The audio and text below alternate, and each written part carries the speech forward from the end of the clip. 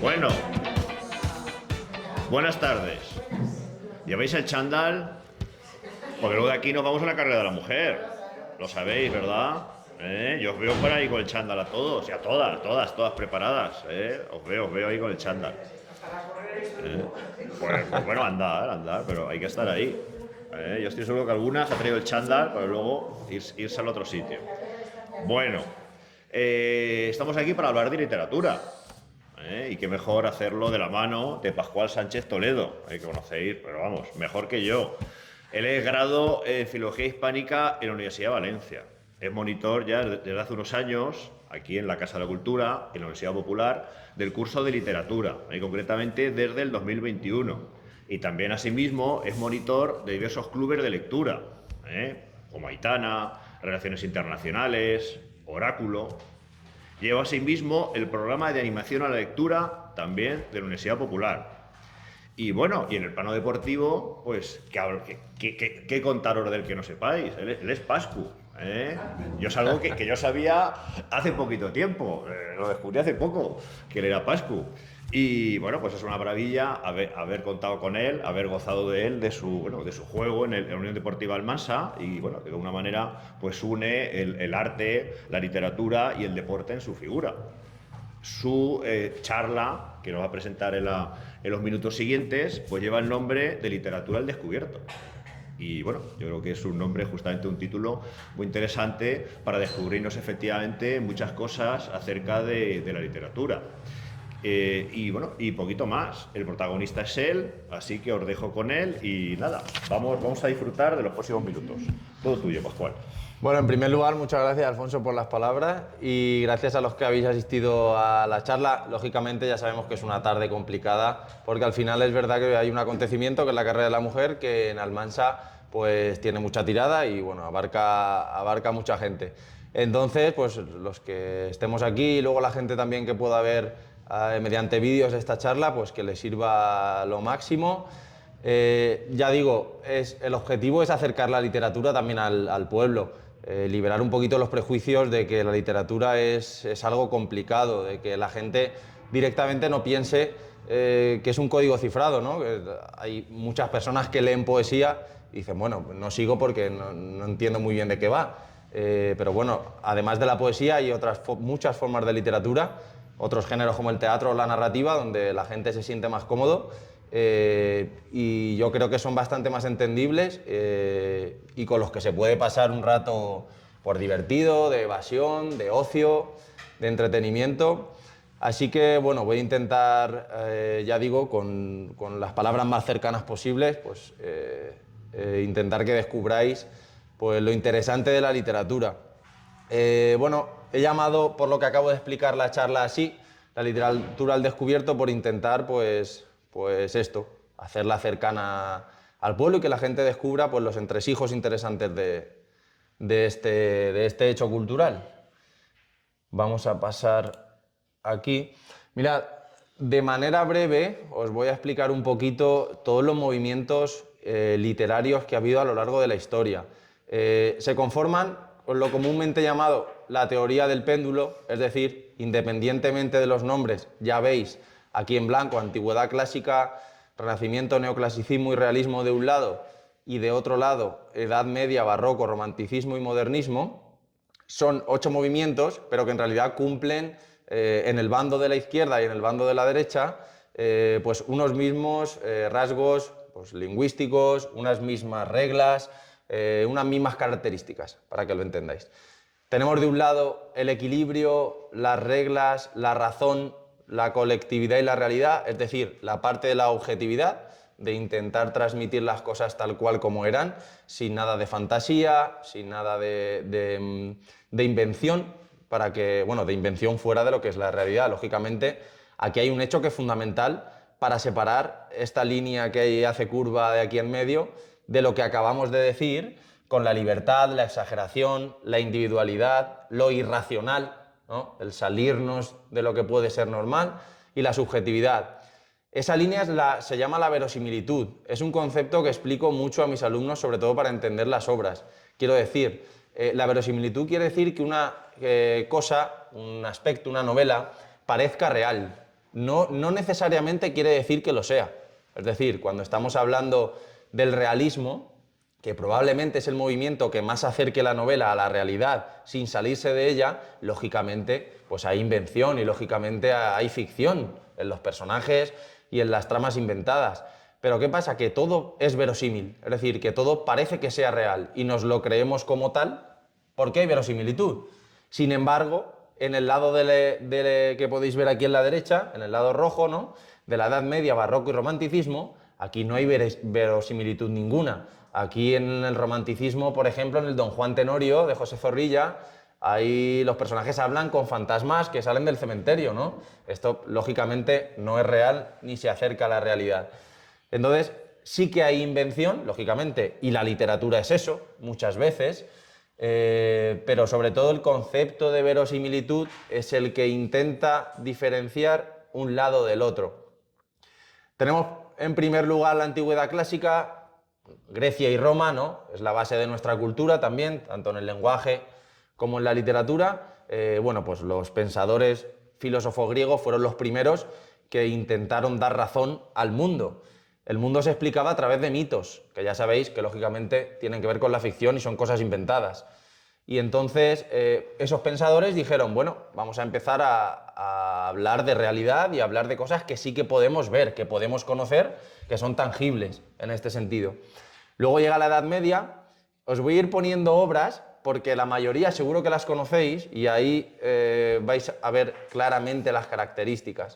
En la Edad Media os voy a poner el Cid, ¿no? El Cid campeador, que más allá de la historia y de la leyenda que hay detrás de él, pues había partes inverosímiles en el sentido de que pues, un personaje, un héroe, con un ejército no muy numeroso, en ocasiones vencía ejércitos con el triple o el cuádruple de gente. Es decir, bueno, pues es un poquito irracional en ocasiones. No quiero decir que no pueda ser verdad en alguna ocasión, pero es una obra un poquito exagerada, un poquito irracional. Del otro lado volveríamos a la parte del equilibrio de las reglas y la razón, que es el Renacimiento. En el Renacimiento hay obras, por ejemplo, sí que es verdad que están a caballo, entre medias, entre el Renacimiento y el Barroco, pero en el Renacimiento puede estar el Lazarillo de Tormes. Lazarillo de Tormes fue la primera novela moderna, es decir, la primera vez en la que de un modo real se critica la realidad de España. De hecho, el anonimato de la obra, lógicamente, tiene sentido, porque en aquella época hacer una crítica tan fuerte de la Iglesia como la que hay en esta obra probablemente le hubiese costado, bueno, probablemente no, le hubiese costado la vida a aquel que la firmara. Entonces, pues en el Lazarillo ya se empieza a plasmar la realidad tal cual y como era, de la España del siglo, bueno, del siglo XV, XVI, más o menos. Y luego vuelve otra vez hacia el Barroco. El Renacimiento y el Barroco hay que tener en cuenta que son los siglos de oro de nuestra literatura, ¿vale? En el Renacimiento, por ejemplo, está el gran Garcilaso de la Vega, que con su poesía y sus sentimientos pues, nos transmitía también mucha influencia italiana y, bueno, a mí es una poesía personalmente que me gusta mucho. E igual, basada en unas reglas, que era el soneto, ¿no?, donde no te puedes salir de esa estructura, que son 4 estrofas, 2 cuartetos, 2 tercetos, una regla determinada, una rima determinada, perdón. Es decir, había una serie de reglas que había que cumplir, a partir de las cuales poder escribir. Esto no pasa en el bando rojo y volveríamos otra vez al Barroco, con Quevedo y Góngora como principales protagonistas, con el Quijote también, ¿vale? Ya digo, el Quijote, entre el Renacimiento y el Barroco está el Lazarillo, está el Quijote. Y el Quijote al final, claro, es irracional, es exagerado en muchas ocasiones. ¿Por qué podemos ver que Don Quijote está loco o tiene un plano idealista, ¿no? Por la figura de Sancho. Es decir, si no existiese la figura de Sancho, nosotros pensaríamos que los molinos eran gigantes, que las cabras o las ovejitas eran eso y no un ejército, y que el resto de las historias que nos va contando Don Quijote desde su punto de vista idealista, pues eran reales. Y Sancho es el que nos aporta la visión práctica de la vida, la visión real de lo que va sucediendo y a través del cual podemos ver que Don Quijote pues no está acuerdo. Además, El Quijote es una reacción fuerte que Cervantes hizo ante una serie de novelas que se llamaban novelas idealistas. Siempre que hablamos del término idealista, hablamos de que alguien está inventando cosas que se van de lo normal, ¿no? Que era la novela morisca, que trataba la convivencia entre los moros y cristianos, ¿no? Como nuestras fiestas mayores. Era la novela bizantina, en la que había un matrimonio o una pareja que de jóvenes se separaban y al cabo de tantos años, después de tener un montón de aventuras, se reencontraban y se reconocían por un lunar, una mancha en tal sitio, etcétera, etcétera, ¿no? La novela de caballerías, que es contra la que más fuerza va a la crítica del Quijote, que era, de alguna manera, un homenaje al Cid, ¿no? Es decir, que un caballero salía, experto en letras y en armas, y bueno, vencía todas las injusticias y era el más fuerte de todos. Bueno, había una serie de novelas ahí que Cervantes dijo, todas estas cosas están bien, pero no son reales, ¿no? Y ahí lanza el Quijote también, pues como crítica y como parodia, porque en el Quijote lo que más hay es parodia, ironía, burla de estas novelas. De hecho, aparecen en pequeños fragmentos y en algunas de las historias que le suceden al Quijote aparecen todas estas novelas que os he dicho, las características de estas novelas. Bueno, habría que dar una charla o dos o tres para poder desgranar el Quijote de manera completa. Pero es el ejemplo del barroco, para que entendáis, una obra bastante extensa, una obra que tiene absolutamente de todo, probablemente la mejor, bueno, probablemente no, la mejor que existe en nuestra literatura. Bueno, y tenemos suerte también que está ambientada en nuestra región. Luego pasaríamos al neoclasicismo. El neoclasicismo, pues es un movimiento más teórico que práctico. Hay no mucha literatura escrita en cuanto a obras, novelas, poesía, sí más teatro, pero no tanto como en otros movimientos. Y sobre todo es una época, el neoclasicismo se dio la Ilustración, pues muy de ideas.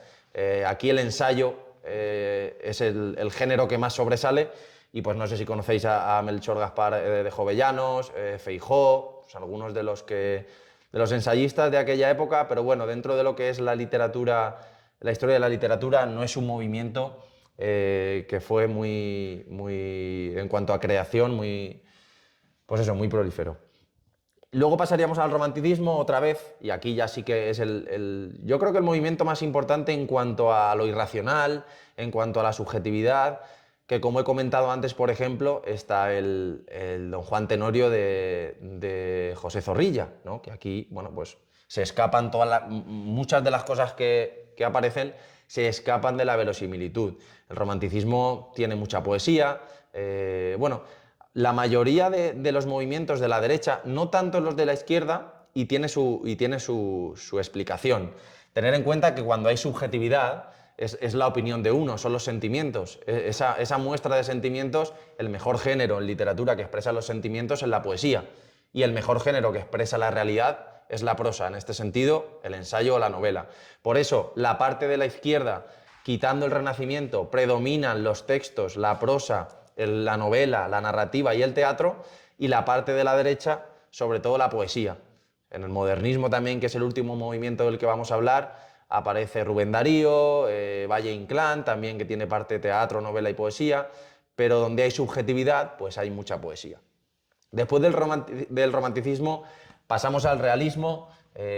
Para mí, siglo XIX, un movimiento súper interesante que hablaba de la España tal cual y como era.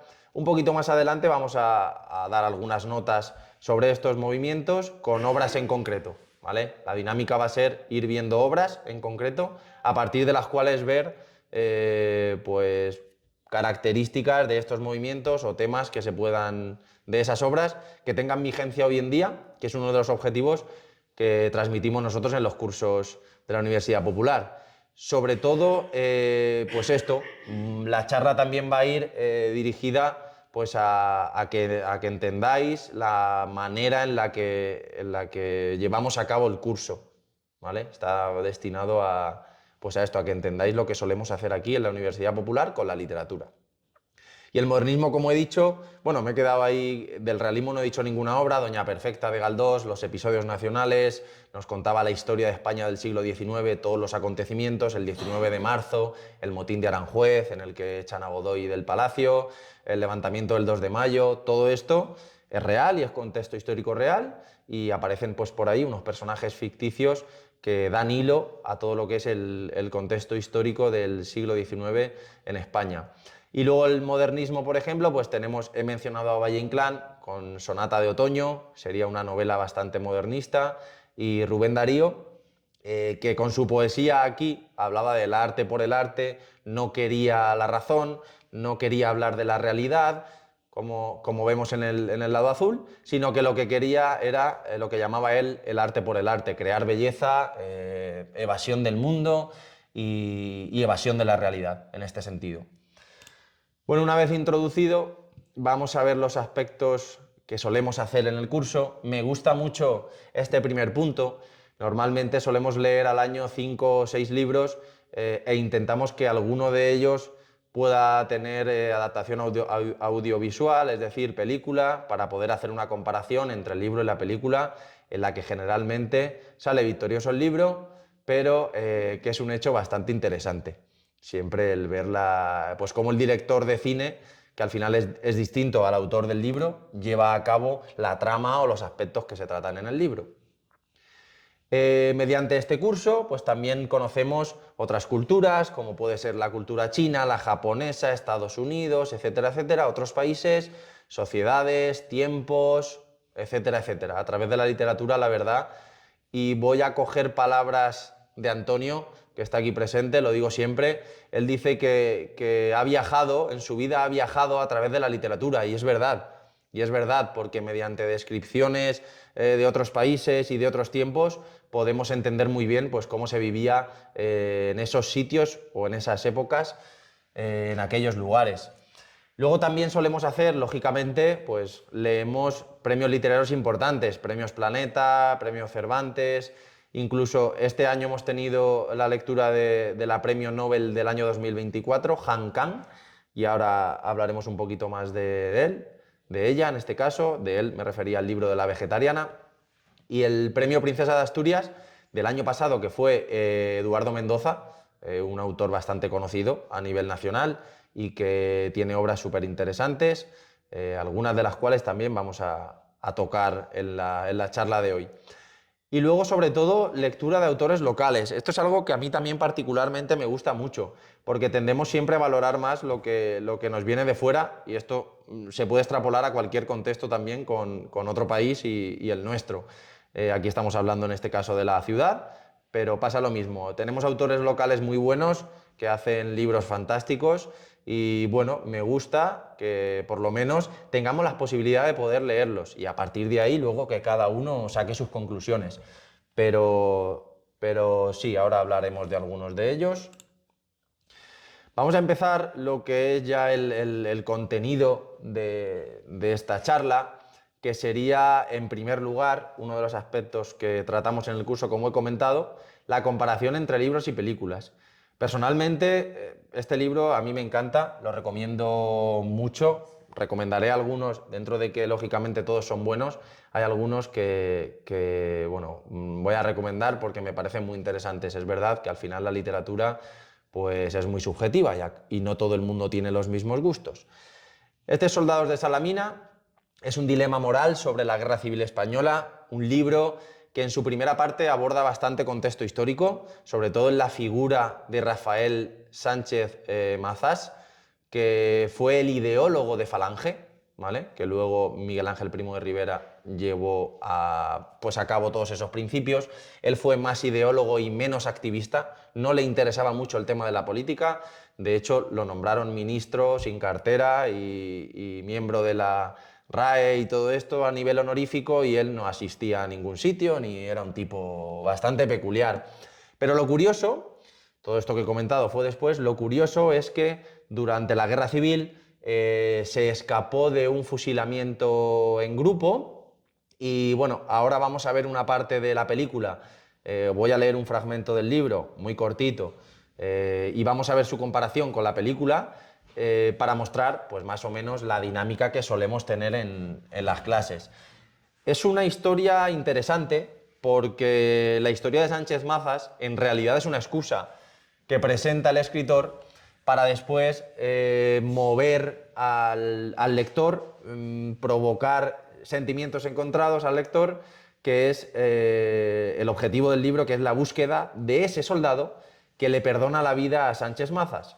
Y aquí hay un hecho que es súper importante. Ya sabéis la presión que se ejercía por parte de los altos dirigentes a la gente, a los soldados llanos, para que tuviesen que matar a los del bando contrario, ¿no? Esto yo siempre lo explico. Me parece una situación en la que hay que diferenciar lo público de lo privado. En lo público, en ese fusilamiento en grupo, ningún soldado podría decir, en este caso, él era bueno, fascista, de falange, como lo queráis comentar, y los republicanos, ningún soldado republicano se podía negar a hacer ese fusilamiento porque los altos mandos probablemente tomarían represalias serias con él. Pero ¿qué pasa? Que esto se da en ese fusilamiento del grupo, él escapa y se produce un hecho, me gusta llamarlo privado, en la que un soldado solo es el que lo está apuntando y cuando le preguntan, y ahora lo vamos a ver si hay alguien por ahí, el soldado dice, no, por aquí no hay nadie, mirándole a los ojos. En ese momento el soldado se siente también tranquilo de sentir que nadie lo está vigilando y que puede perdonar esa vida e incluso la suya, ¿vale? Lógicamente, en un hecho público, en un ámbito público, sería imposible, porque el soldado tendría que haber apretado el gatillo. Y luego novela histórica, pues por eso, porque la mayor parte del libro es el contexto histórico y a partir de este hecho ya se centra en la búsqueda de quién fue ese soldado que le perdonó la vida a Sánchez Mazas y se crea una historia para mí muy buena, con un final emocionante, con un final fantástico y una adaptación cinematográfica muy fiel al libro, de las más fieles que he visto yo y también preciosa. Mirad, os voy a leer justamente el fragmento que os acabo de comentar y voy a poner el momento de la película que representa pues esto. Dice, entonces lo ve, jadeando un poco, las manos grandes aferradas al fusil terciado y el uniforme de campaña, profuso de herbillas y raído de intemperie, presa de la anómala resignación de quien sabe que su hora ha llegado. A través de unas gafas de miope enteladas de agua, Sánchez Mazas mira al soldado que lo va a matar o va a entregarlo. Un hombre joven, con el pelo pegado al cráneo por la lluvia, los ojos tal vez grises, las mejillas chupadas y los pómulos salientes.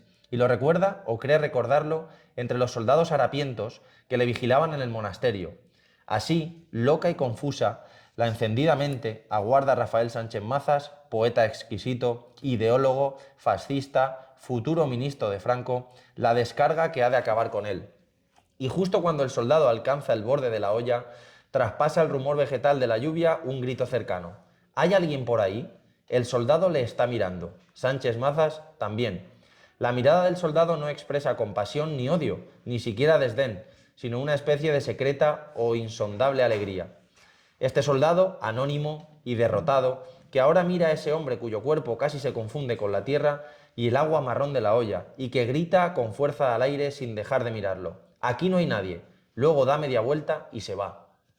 Os voy a poner exactamente el momento de la película que representa todo esto, que también está muy bien en muchas ocasiones, porque cuando leemos un libro, lógicamente siempre tendemos a imaginar y a tener imágenes en la cabeza que nos puedan describir esa sensación. Y cuando tenemos una película, pues todavía es más interesante.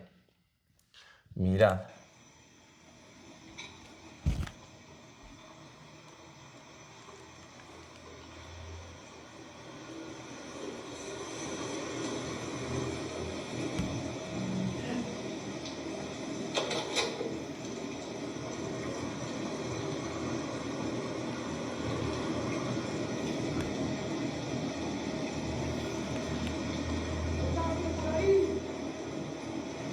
¡Por aquí no hay nadie!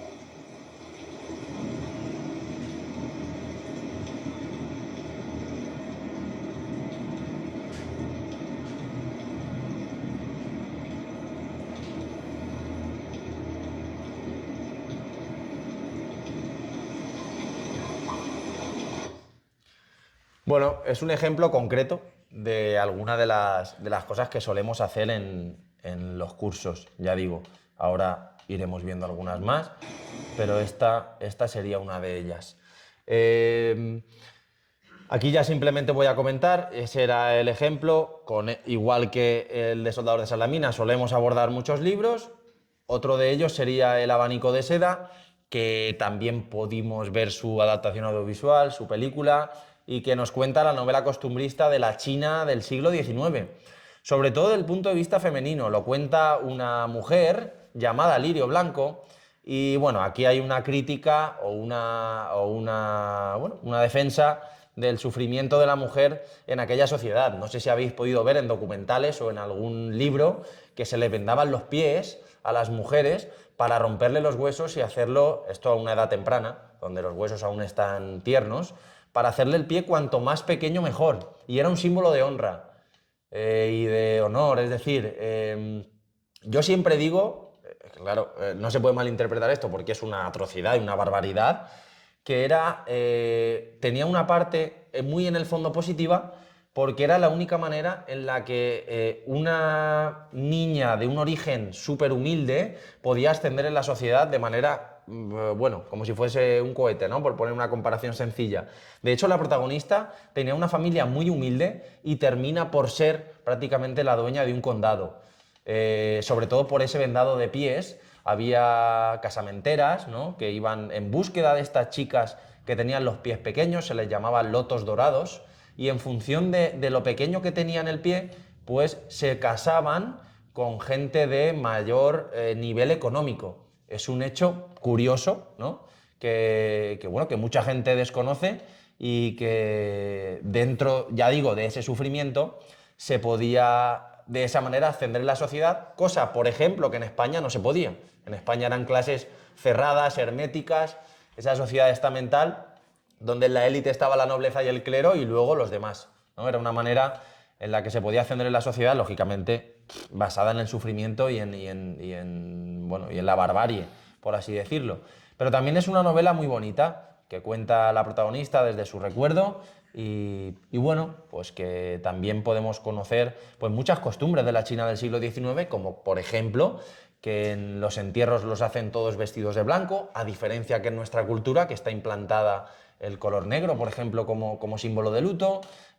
Bueno, pues que había, cuando iban al cementerio, cada X pasos tenían que arrodillarse. Bueno, pues un montón de hechos súper curiosos. Yo creo que fue un libro también que ha gustado mucho y que pues es interesante conocer aspectos de estas culturas que nos quedan muy lejos y que si no es a través de la literatura, películas y demás, es decir, a través de la cultura, normalmente no solemos conocer.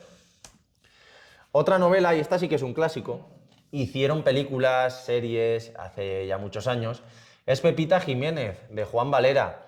También leímos el libro y luego vimos la película, un ejercicio siempre interesante. Es novela realista, aquí se habla de la Andalucía rural del siglo XIX y es una novela muy interesante porque narra la lucha entre la fe y el amor.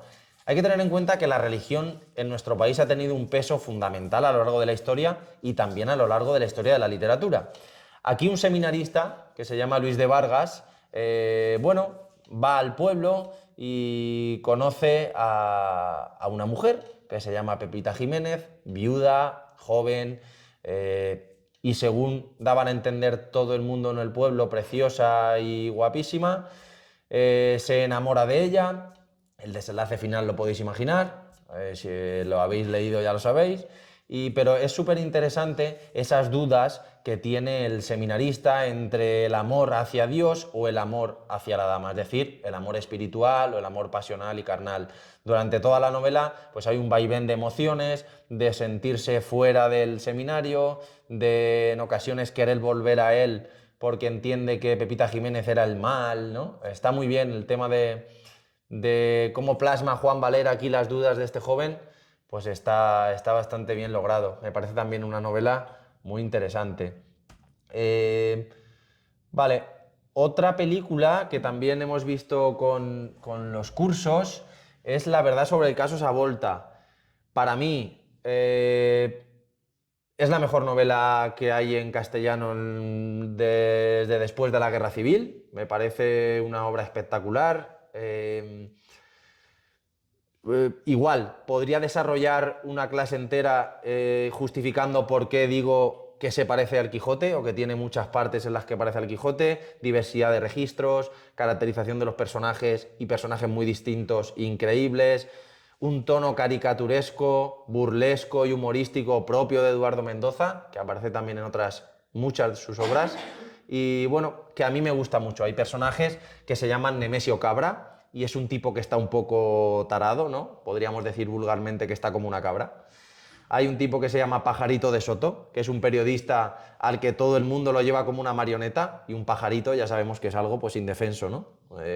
Sobre todo cuando no pueden volar, que es lo que intentan que haga Pajarito, que no pueda escribir ni denunciar todo lo que sucede en aquella época. Y el contexto histórico es el inicio del siglo XX en Barcelona, en concreto en Barcelona, también ciudad de Eduardo Mendoza, y en la mayoría de sus obras están ubicadas en ese enclave. Habla del pistolerismo. Igual, no sé si habéis escuchado hablar alguna vez del pistolerismo. Fue cuando se empezó a dar a conocer el movimiento obrero, aparecían sindicalistas, anarquistas, que iban en contra de los patronos y que querían una justicia también en el trabajo, en ocasiones, o casi siempre, pues con razón. Estos patronos, lógicamente, no le venían bien esas subidas de salarios, ese aumento en las condiciones bueno, que le podían perjudicar económicamente a los patronos, y contrataban a matones para que fuesen a por los líderes de estos movimientos, y ahí se creó una guerra cruzada entre sindicalistas y patronos que causó la muerte pues de muchos ciudadanos. Y bueno, esto fue un hecho real. Ya digo, es una novela con contexto histórico y además aparecen estos personajes que os he comentado. Uno de los personajes fundamentales se llama Le Prince, es un tipo pues bastante que tiene mucho carisma, es francés, y Le Prince o Le Prince, si lo decimos bien, en francés significa el príncipe. Entonces, bueno, el tema de los nombres y la caricatura y la burla pues está al servicio de la mayoría de las obras de Eduardo Mendoza, un escritor que ahora después vamos a comentar. Fue el año pasado Premio Princesa de Asturias de las Letras, a mi juicio bastante merecido.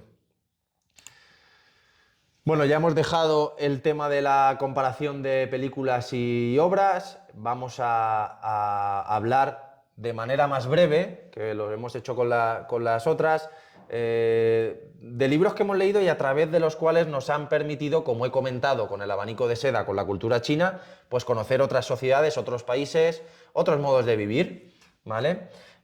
Bueno, el primero se llama Los alemanes.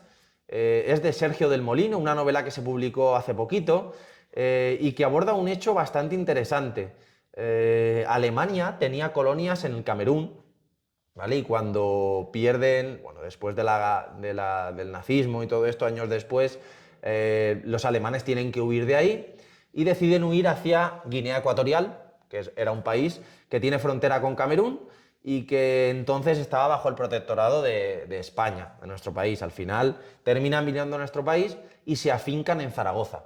Esta colonia de alemanes, que se llama los alemanes del Camerún, y a partir de los cuales hay un montón de estudios e informes de universidades, incluso porque crearon, yo creo que en España es un hecho bastante curioso, crearon una colonia pero muy cerrada, con sus propias escuelas, su propia ideología, es decir, como si fuese un mundo cerrado dentro de Zaragoza. Y aquí se mezclan también el tema de las ideologías y las religiones. ¿Por qué? El devenir de la novela, digamos, es un conflicto que hay entre estos alemanes. Bueno, los descendientes de estos alemanes, uno de los hijos, una de las hijas es en Zaragoza, tiene bastante poder en cuanto a lo político. Creo recordar que era concejala. Y hay un grupo inversor, una empresa que quiere pues, construir centros comerciales, incluso comprar el equipo de fútbol, y aquí empieza el choque de intereses. Este grupo inversor era judío, era de origen judío, y estos alemanes luego se descubre que estaban pues, financiando partidos nazis, partidos neonazis, etcétera, etcétera. Entonces, pues es interesante también ver cómo muchos años después del Holocausto y de guerra que hubo entre los nazis y los judíos, guerra por llamarlo de alguna manera, porque fue una barbaridad también del régimen nazi. Pues las secuelas seguían quedando y de alguna manera es parecido a lo que la guerra civil también ha sembrado hoy en día en nuestra política, pues una división también del país en prácticamente dos bandos y pues que yo creo que de momento es insalvable, no sé hacia dónde nos llevará el futuro.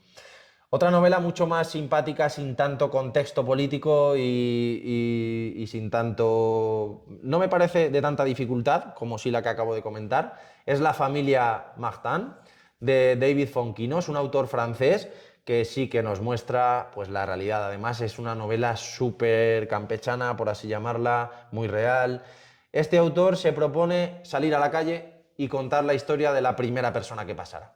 Y la primera persona que pasara era una mujer, ¿vale? La abuela de una familia, y a partir de ahí empieza a desarrollar pues cómo vivía la abuela, cómo vivía la familia, lógicamente con todo lo que suele tener una novela, tramas amorosas, enredos, pero bueno, una novela muy real en la que pues aparece el tema de la opresión de los trabajadores, de los jefes hacia los trabajadores, las rencillas que hay en un matrimonio, pues que es normal, que tiene dos hijos, que la erosión del día a día y las discusiones, pues al final provocan un desgaste interesante, un desgaste fuerte y que, bueno, está muy bien plasmado, pues cómo se reponen a todo este tipo de cosas. Y el escritor también, lo interesante de esta novela es que el escritor está inmerso dentro de ella como personaje porque es el que va hablando con todos los miembros de la familia. Una novela a mí me parece muy simpática y que también está muy bien. Luego tenemos, esta también es una gran obra, El amante japonés de Isabel Allende. Está basada en Estados Unidos, está ambientada en Estados Unidos y sobre todo en cómo se trataban a los emigrantes japoneses a Estados Unidos. Justamente es en el contexto en el que Japón y Estados Unidos estaban en guerra. Por tanto, es interesante ver cómo las medidas que tomaba el gobierno estadounidense, pues con los japoneses después del ataque a Pearl Harbor, de los bombardeos y de que empezara la guerra, porque lo que hicieron fue meterlos como en guetos, en campos de concentración, con unas notas un poquito más simpáticas que los campos de concentración nazis. Es decir, les dejaban, además de que los proveían bastante bien en cuanto al alimento, les dejaban sus prácticas espirituales, la educación, ahí les dejaban hacer, pero sí que les gustaba tenerlos controlados, ¿vale? Y luego, pues en el fondo, en el trasfondo de todo esto, de ese contexto histórico, una historia de amor entre Alma Velasco, que es una de las protagonistas, e Ichimei, que es un japonés, un amor romántico, imposible, porque entre Estados Unidos y Japón, pues no, en el principio no se podían permitir matrimonios. De hecho, los emigrantes japoneses no podían tener propiedades en Estados Unidos, aunque tuviesen el poder adquisitivo para poder hacerlo, ¿vale? Son leyes que van sacando a lo largo del libro y que Isabel Allende nos va contando de manera bastante interesante. Corea del Sur. Podemos ver Corea del Sur con la novela La vegetariana de Han Kang, una novela muy actual, ¿eh? Está publicada en 2020, después del 2020, no recuerdo el año. Es premio Nobel de literatura en 2024, por tanto, una repercusión bastante grande. Bueno, tiene una prosa bastante poética, muy simbólica. Aquí sí que es un libro que se asemeja en muchas ocasiones, para que lo entendáis, a la poesía. Es decir, es un libro que prácticamente no se entiende, hay que leerlo. Por eso me gusta mucho venir y compartir opiniones en los clubes de lectura, en los cursos de la Universidad Popular, en concreto en el de literatura, porque pues todo el mundo aporta su visión, lo que ha creído entender, y luego pues a partir de esto yo también doy las claves o las directrices para poder comprender mucho mejor el texto. Pero sí que es una novela, quizá, de todas las que estoy comentando, para mí la más difícil de comprender. Una novela en clave muy simbólica que también habla de la injusticia que sufre la mujer en la sociedad coreana, y esta es actual. Aquí ya no hay que irse al siglo XIX como antes, con el abanico de seda que he comentado, de que le vendaban los pies. Este es actual, es una sociedad muy machista, es una sociedad donde el hombre tiene mucho peso y que la mujer pues ni tiene voz ni voto, como se suele decir, y bueno, pues que una protagonista que está cansada del género humano, sobre todo que está cansada de los hombres, y eso le provoca hacer el rechazo de la carne.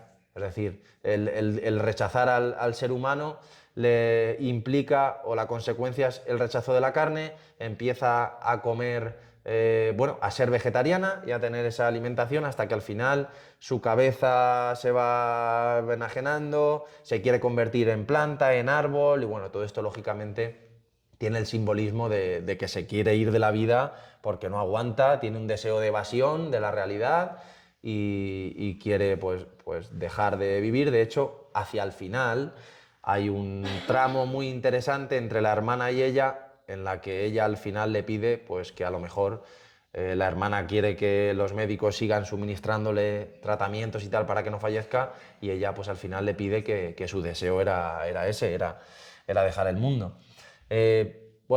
Estoy adelantando en algunos libros algunas tramas, pero ya digo, a mí siempre lo he dicho cuando me han preguntado, para mí lo interesante en algunos libros no es la trama, que claro, la intriga al final es lo que genera pues que queramos seguir leyendo, pero sí la forma de escribir, las referencias que se hacen en los libros a otros libros y el por qué, todo este tipo de cosas para mí resulta lo interesante de la literatura. Vale, Últimos días en Berlín aborda la Alemania y la Rusia del régimen nazi y comunista. Y aquí también es interesante, es una novela, lógicamente, con un contexto histórico y político, en el que un protagonista que se llama Yuri Santa Cruz vive en Rusia y después se va a Alemania, ¿vale? Es decir, compara los dos regímenes y nos dice que son igual de malos los dos, ¿vale? Independientemente de la ideología, porque normalmente se encuentran en puntos opuestos, nos dice que los dos son muy malos, sobre todo por el tema de la injusticia. Ahí no hay ninguna ley que ampare la justicia, es decir, la justicia es la que digan los que mandan, y siempre que hay una dictadura y no hay leyes, pues no existe la justicia. Hay a gente que le vendrá bien y a mucha gente que le vendrá mal, pero sobre todo lo que se denuncia es la injusticia, y es un libro que te genera muchas veces impotencia, porque hay situaciones que dices, bueno, ¿y de verdad era así? Y sí, o sea, hay hombres, mujeres que los condenaban a una cosa porque sí, porque le convenía a los que mandaban y punto, y no se podía hacer otra cosa. Y bueno, representa bastante bien el tema de la impotencia, y en muchas ocasiones da rabia. Es un libro que da rabia algunas veces conforme se va leyendo. Y luego el último que tengo aquí es El secreto de Ágata. Conocéis a Agatha Christie, una autora, bueno, de las más famosas, sobre todo en cuanto a novela policíaca, novela de misterio, y probablemente el gran misterio que creó en su vida fue que ella misma desapareció durante 21 días, y esa desaparición, el motivo y dónde estuvo, se fue con ella. Es decir, nadie nunca supo nada sobre esa desaparición. Cuando apareció, la encontraron, ella alegó tener episodios de amnesia, no acordarse de nada, falleció y allí nadie se enteró de nada. Entonces, una autora que se llama Marie Benedict juega con ese espacio en blanco de, creo que fueron 21 días en los que Ágata desaparece, pues intentar llenarlos de ficción, intentar entender el por qué desapareció y qué hizo durante todos esos días. Esta novela está en clave autobiográfica porque en realidad sí que nos cuenta toda la vida de Agatha Christie, pero en ese espacio en blanco es donde entra la autora y donde entra la ficción. Es un relato donde está muy marcado lo que es realidad y lo que es ficción, y donde, bueno, pues a los que le gusten la novela policíaca, la novela de misterio o Agatha Christie, también es interesante. Bueno, premios de prestigio, tenemos aquí novelas que hemos leído. He comentado antes, Premio Nobel de Literatura, Han Kang, por su prosa poética. Lógicamente, no es esta novela, por una novela no te dan el premio Nobel, es pues a una trayectoria. Sobre todo yo creo al tema de la denuncia de la situación de la mujer. Es una autora valiente en este sentido, porque, bueno, denunciar cosas que pasan en un país, sobre todo siendo mujer, y que tiene que ver que esa denuncia es la opresión de la mujer, pues es alguien valiente. Eso, su prosa simbólica, poética, es lo que probablemente le ha valido el premio Nobel. Luego también tenemos, como he comentado, La verdad sobre Casos Avolta, ya hemos hablado antes bastante de ella. Premio Princesa de Asturias, no la obra, sino Eduardo Mendoza en su persona, es decir, Eduardo Mendoza es un hombre que ha escrito mucho. Hay una cosa característica que antes no he comentado, que es que esta novela, que me he atrevido a equipararla, lógicamente, El Quijote no tiene comparación con ninguna, pero que es una novela que tiene muchísimo, muchísimo, muchísimo de lo quijotesco, fue la primera que escribió en toda su obra. O sea, la mejor es la primera. Esto no sucede. Lo normal es que el autor pues consiga madurez y con la experiencia al final te dan el escribir un poquito mejor o hacer cualquier práctica un poco mejor. Pues no. La primera novela que publicó Eduardo Mendoza fue esta, La verdad sobre el caso Savolta, y fijaos qué nivel de novela.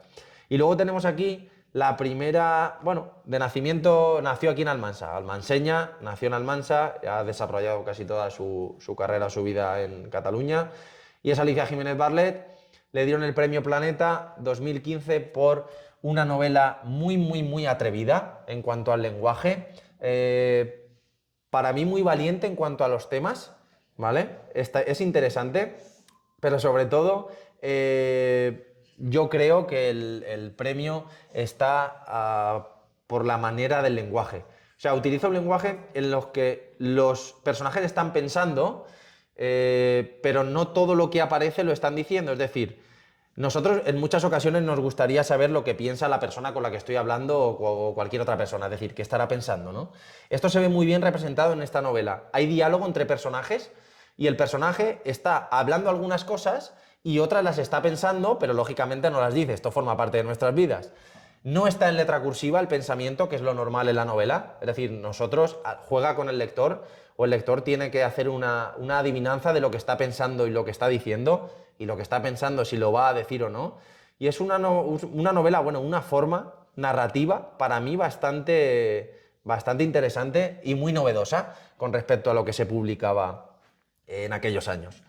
Y bueno, para mí sobre todo en eso, y bueno, en cuanto a temas muy atrevido, un profesor de literatura que se queda sin trabajo, de clubes de lectura, que se queda sin trabajo y bueno, para ganar dinero al final descubre que un amigo se dedica a bailar por ahí, a ser boy, como se suele decir vulgarmente, y empieza poco a poco y bueno, al final le va pillando el tranquillo y al final pues se dedica a eso.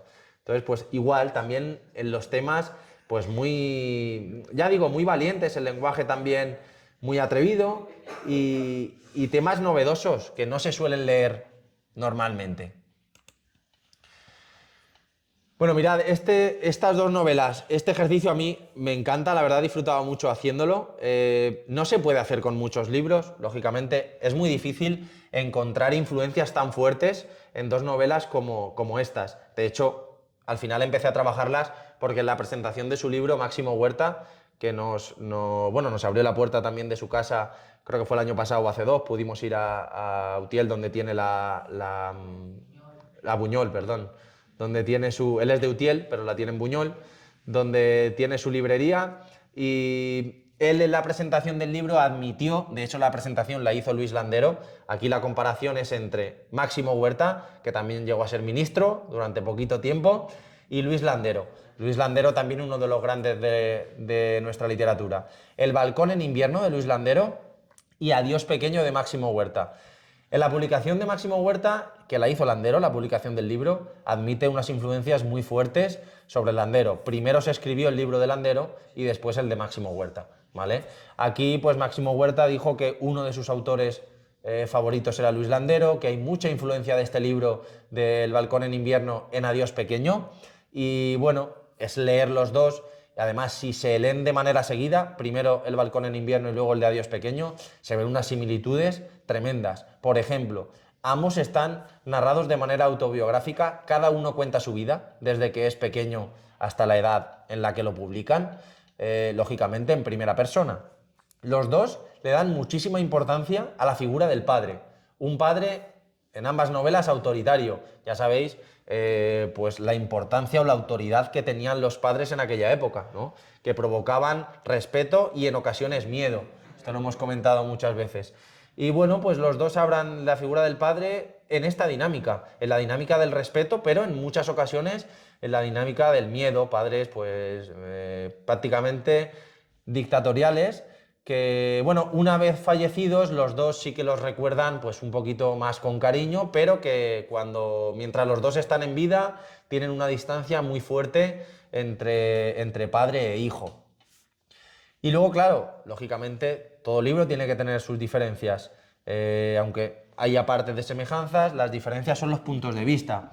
Digo puntos de vista diferentes, porque leyendo los dos, el de Luis Landero se ve un poquito más alegría, se ve más que se cuenta pues de una manera, yo creo que más simpática que el de Adiós Pequeño de Máximo Huerta, en el que es un libro un poquito más triste. Además, el lenguaje utiliza frases cortas, con mucho punto, mucha coma, mucha numeración que provoca pesadez.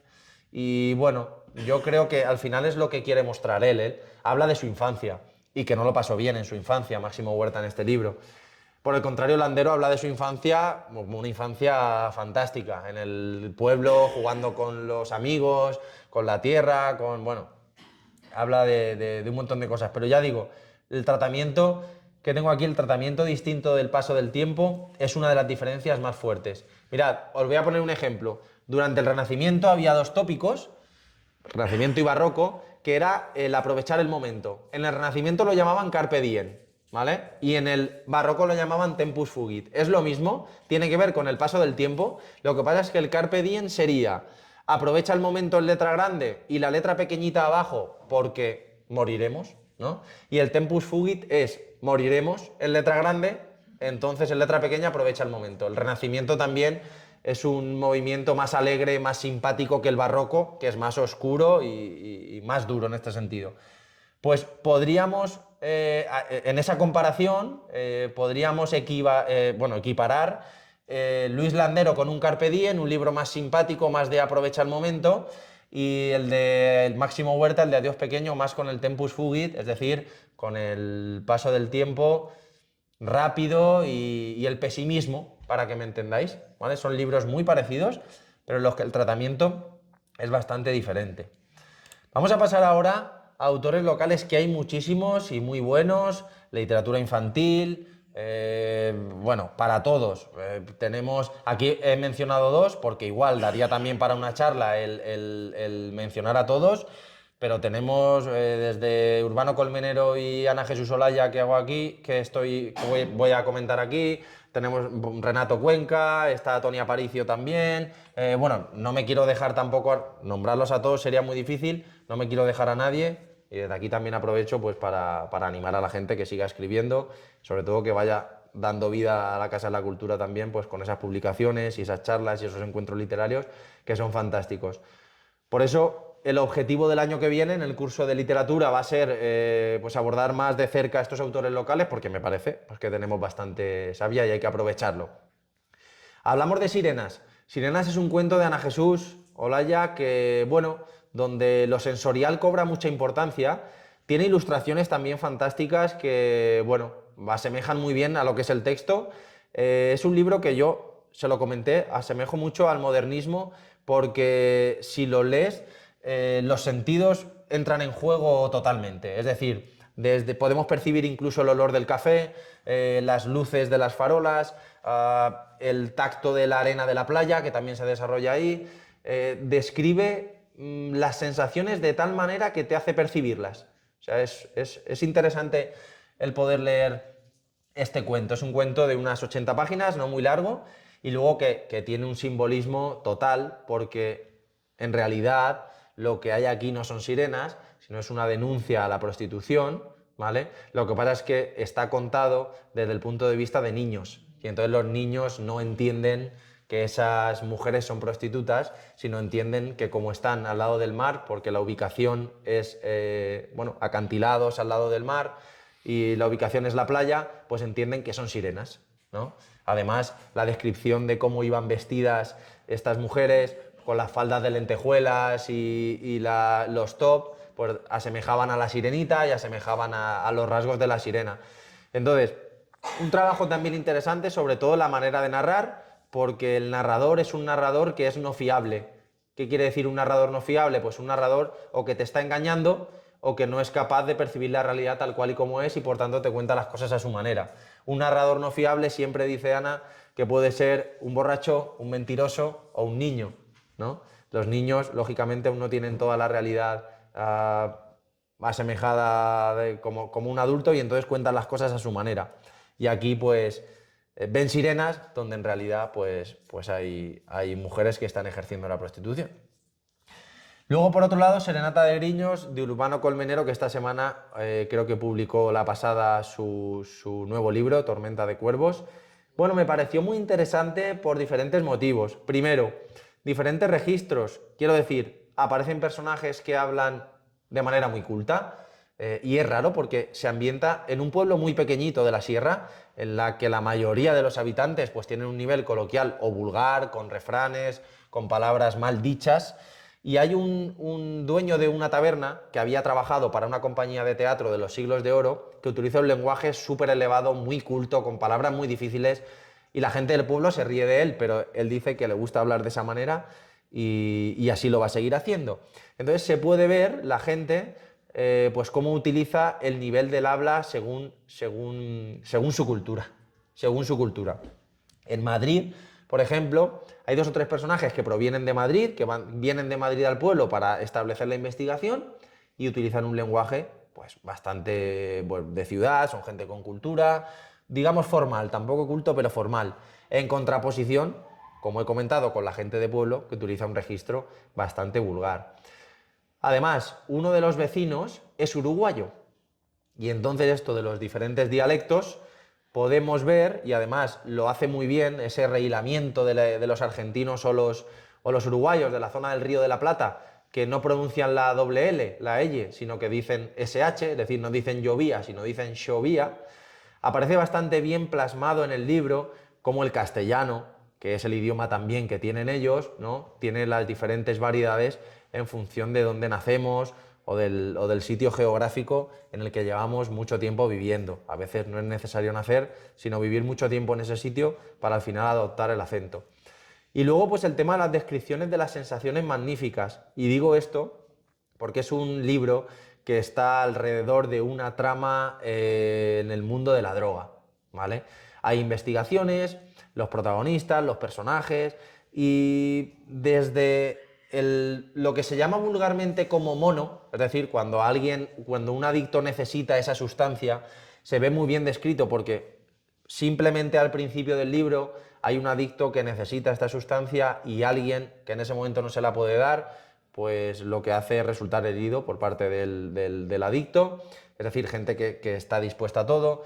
Luego también la gente que está vendiendo este tipo de producto o incluso transportándola sin consumir también sale mal parada. Y es un libro que me gusta por esto, porque muestra un aviso también a todo este tipo de gente que está metida pues en estos mundos tan complicados, que normalmente bueno, siempre están en peligro.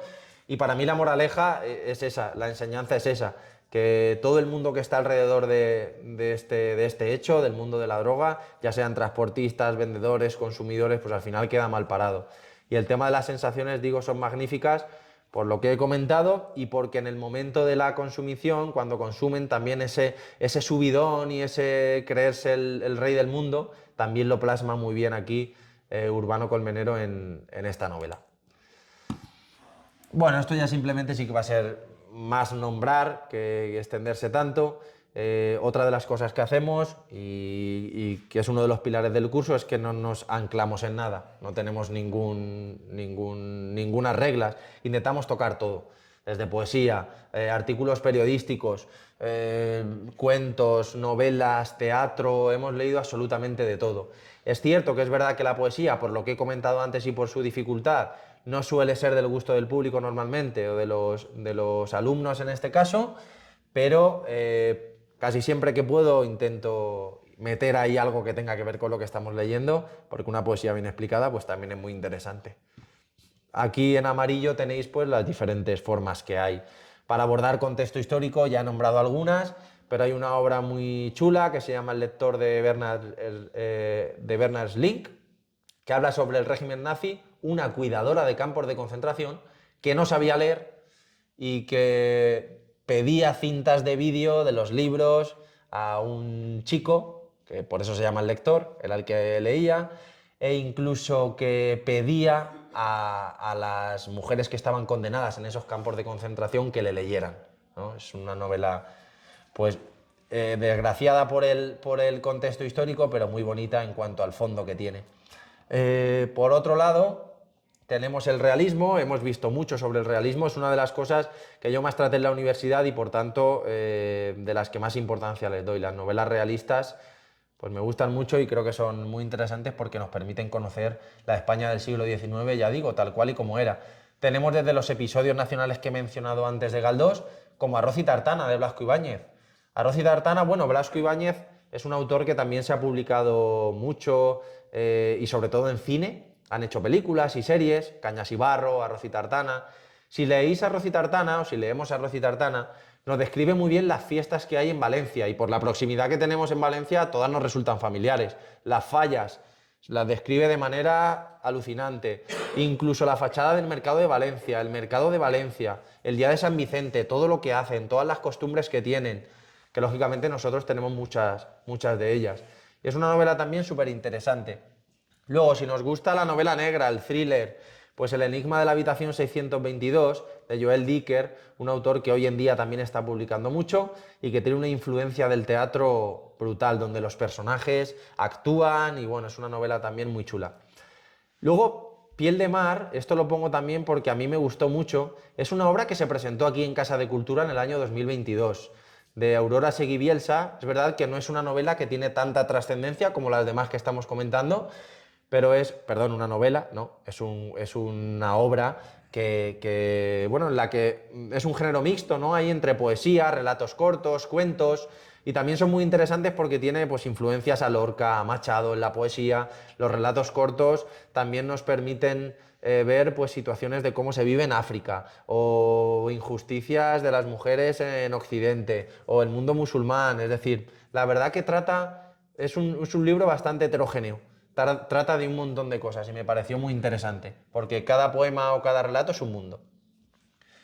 Esto de la antigüedad clásica, bueno, yo es verdad que no soy experto, lo ha tratado, o en este curso se ha tratado bastante antes de llegar yo, pero bueno, prefiero el resto de movimientos literarios a la antigüedad clásica, que también constituye la base fundamental también de, como he comentado antes, de nuestro lenguaje y nuestra literatura. Entonces siempre tiene que haber referencias a autores romanos y griegos. Y luego, pues nada, explicar sobre todo la metodología que hay que tenemos en el aula y fuera de ella. Pues sobre todo el trabajo, podemos decir que comienza en casa, puede ser el punto de partida, que es la lectura individual de cada una sobre el número de páginas que mandamos hasta la siguiente clase. Una búsqueda de información que suele hacer la mayoría de los alumnos y las alumnas, y la toma de notas para después en clase pues hacer preguntas o comentar cualquier tipo de hecho.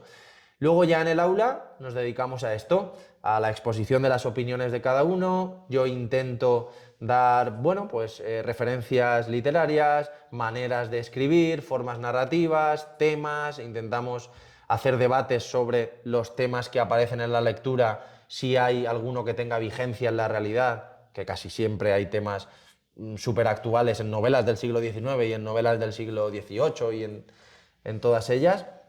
Y bueno, cuando terminamos todos estos comentarios y todo este debate, pues generalmente hacemos una lectura en grupo donde pues el libro que estamos leyendo lee un poquito cada una, y así pues yo creo que hacemos el pack de completar todo: lectura individual, lectura en grupo, exposición de opiniones, debates, etcétera, etcétera. Son clases, la verdad, que muy amenas, y pese a que son de hora y media, y digo esto porque yo recuerdo en la universidad que tenía clases de hora y media y 2 horas y me parecían demasiado intensas o muy largas, la verdad que en estas sí que es verdad que el tiempo pasa muy rápido. Fijaos, los ejemplos prácticos en el aula. Bueno, cuando empezamos a leer cada libro, yo intento hacer una introducción sobre el autor.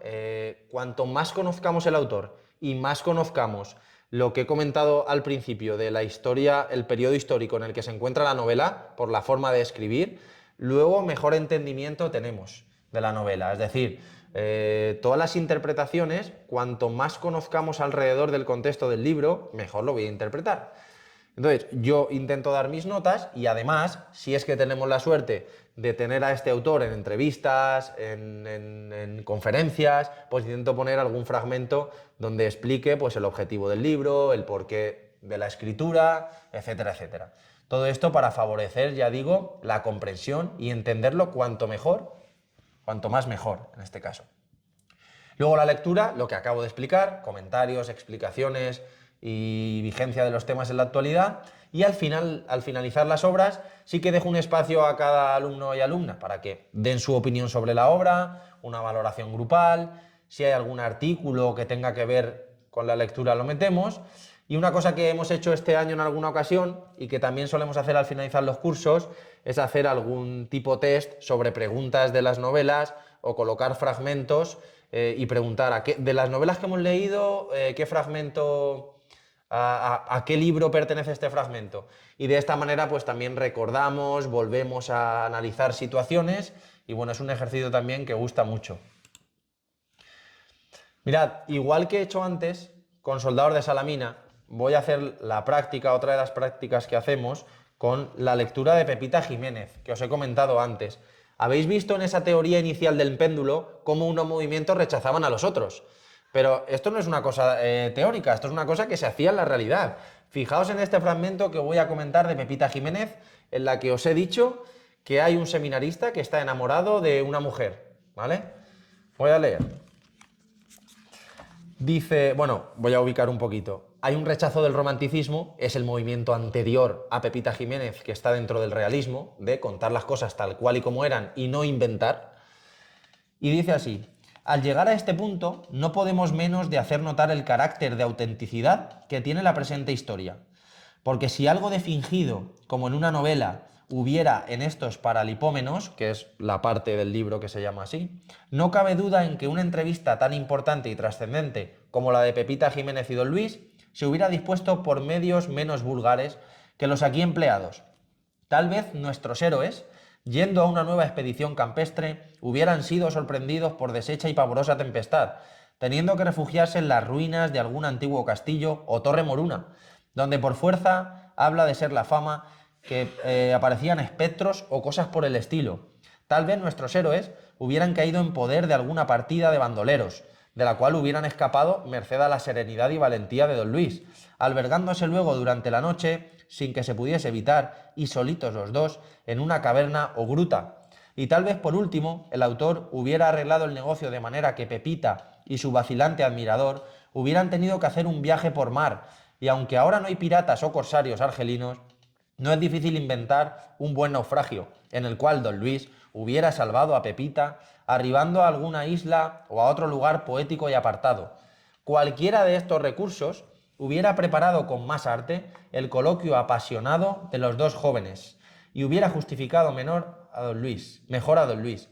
Creemos, sin embargo, que en vez de censurar el autor porque no apela a tales enredos, conviene darle las gracias por la mucha conciencia que tiene, sacrificando a la fidelidad del relato el portentoso efecto que haría si se atreviese a exornarle y bordarle con lances y episodios sacados de su fantasía. Es decir, gracias al autor por contar la realidad tal cual y como era, por decirnos las cosas reales y no por inventarse aquí cosas que sí se hacían en el movimiento anterior, que era el romanticismo.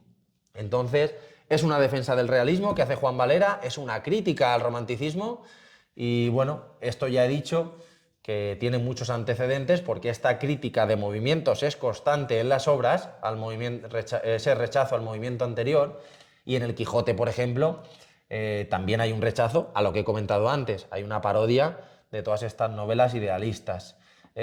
Aquí hay un momento de lo que he leído en el que dice que se hubiese explicado con términos menos vulgares. Y vulgares no quiere decir que tengan poco nivel.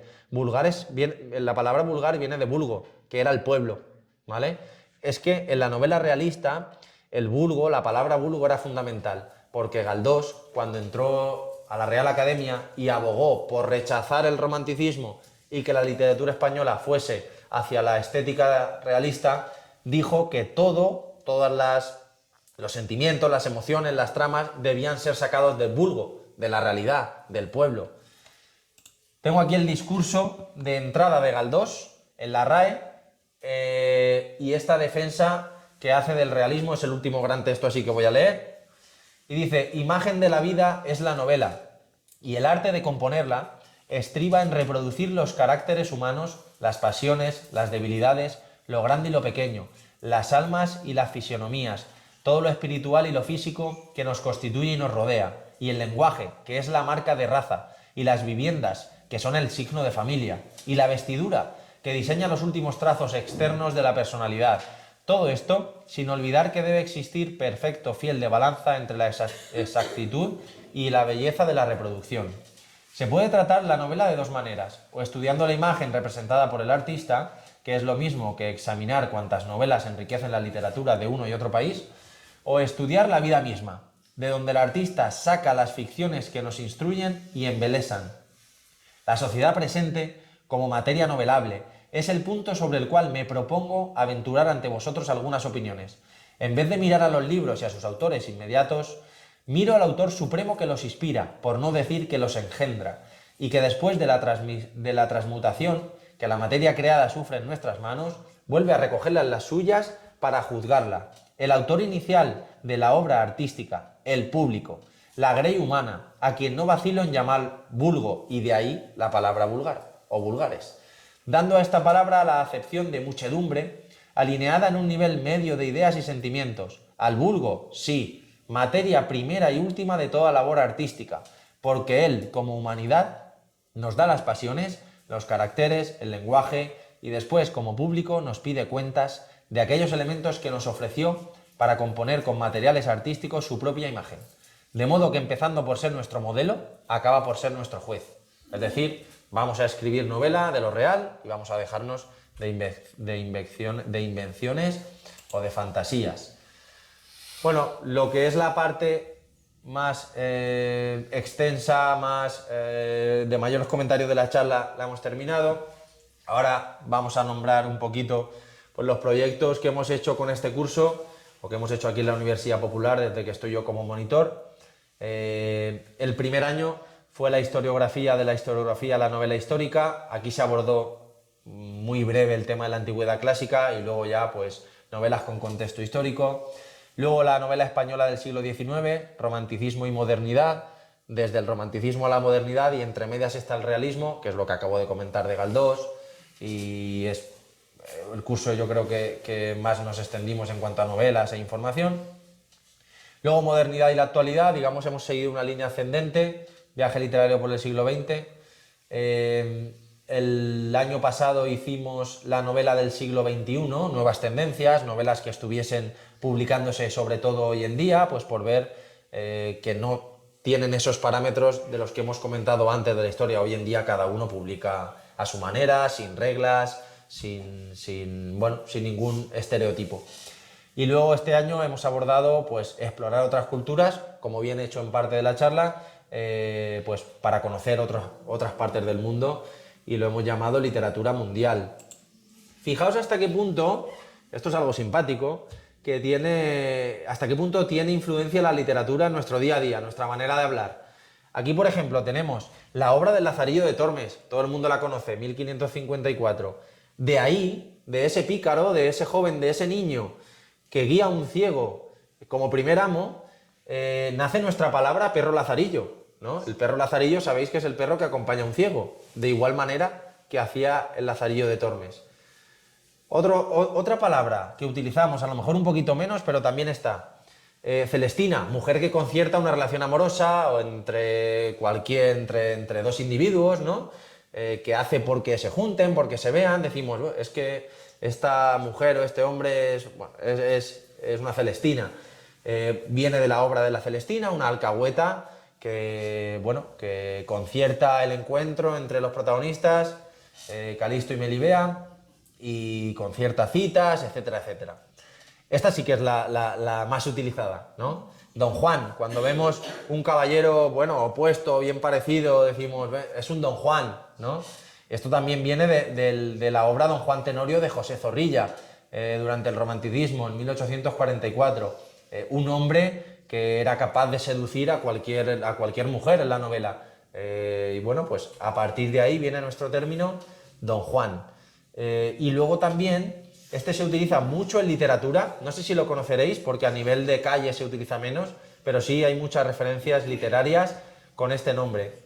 A las mozas o criadas de una venta, en la literatura les dicen la Maritornes de turno, ¿no? O había una Maritornes para referirse pues, a alguien que está allí trabajando para la venta.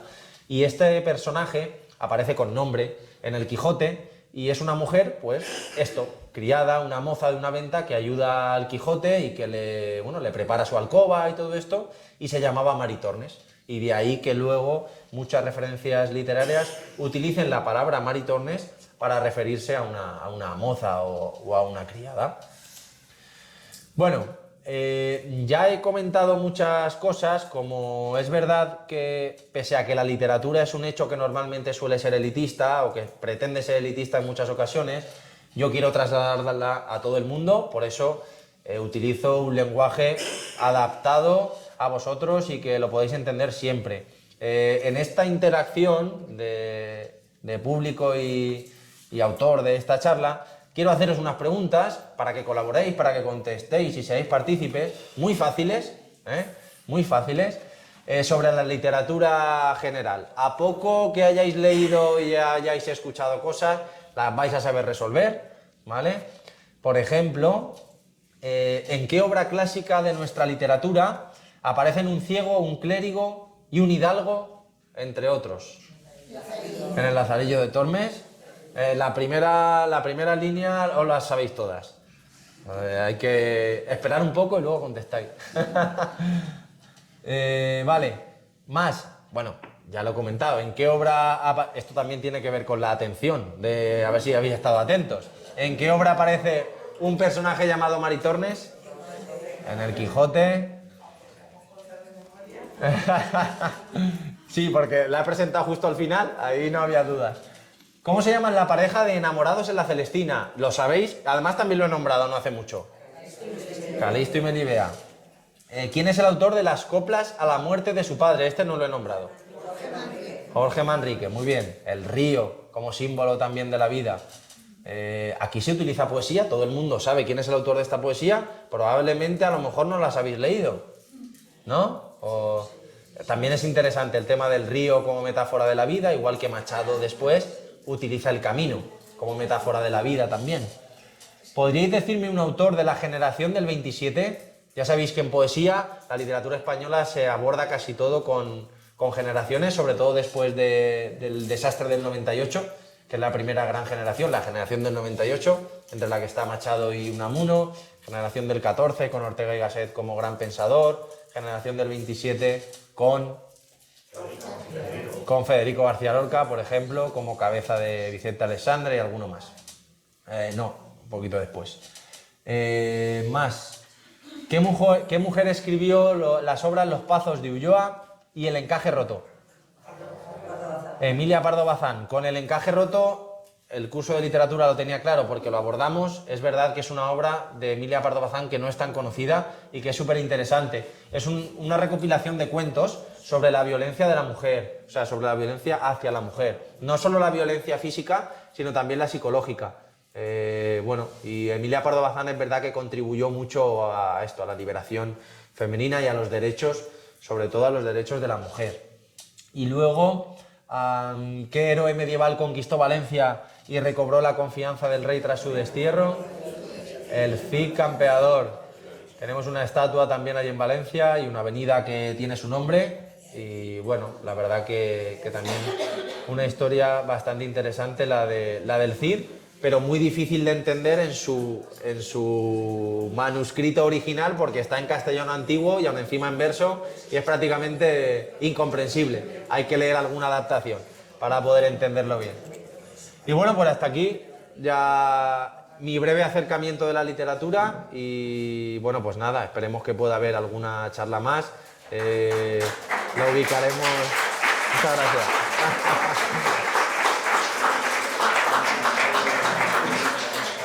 Intentaremos ponerla otro día que pueda venir más gente. Bueno, al final se ha llenado la sala, ¿eh? Bueno, no ha estado mal. Se ha llenado. No ha estado mal, no ha Ha estado habido mal. un goteo ahí. Bueno, pues lo he dicho al principio, hemos descubierto o redescubierto o revisado literatura. Díganos usted. Bueno, Antonio. Digo yo que ya tenemos varios cursos peleando por la escritura, que debemos escribir activamente. Ah, vale. Porque el leer no se olvida, pero escribir tampoco, pero sí, ahora ya nos falta nada. Una letraría para arriba, Hay que hacer caligrafía, Antonio. Bueno, la UPA además propone un curso de escritura creativa muy interesante, ya que Antonio lo plantea, que bueno, también como actividad tú lo puedes desarrollar Sí, en tus clases, por supuesto, pero que entre la amplia oferta formativa de la UPA sí que existe efectivamente un curso de escritura creativa para aquellas personas que os interese seguir trabajando en esta línea. Bueno, que por mi parte un poquito más, o sea, él ha sido el protagonista, la literatura la ha sido, yo creo que nos ha regalado pues 60-70 minutos maravillosos, la verdad que sí, a mí me ha encantado a nivel personal, yo me dedico a la historia, pues me ha encantado el péndulo me ha encantado, porque además a nivel histórico pues justamente ese baile entre la pensaba razón, que iba a el ser equilibrio, menos, el yo desequilibrio, me ha pe- encantado. creo que me O sea pasa un poco de tiempo, ¿no? No, ha ido fenomenal, bueno, enhorabuena y a la carrera de la mujer, a por el chándal y a la carrera de la mujer, todas, venga. Gracias por venir, ¿vale? Muchas gracias. Eso es lo importante. Gracias por venir.